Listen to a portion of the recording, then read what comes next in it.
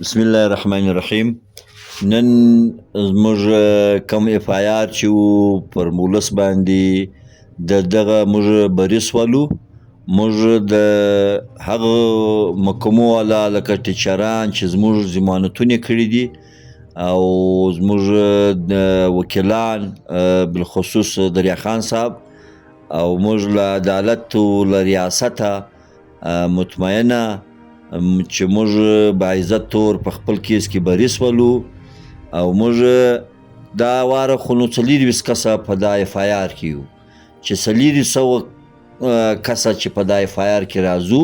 موږ په خپل غره باندې اختیار غواړو او موږ خپل غر باندې ولاړ او موږ د چا د یو خبره پر خپل معدنیاتو یعنی پر خپل وسایلو څوک ځان ته نه لکو بل فرد خلک. موږ خپل غر دی موږ به چلو.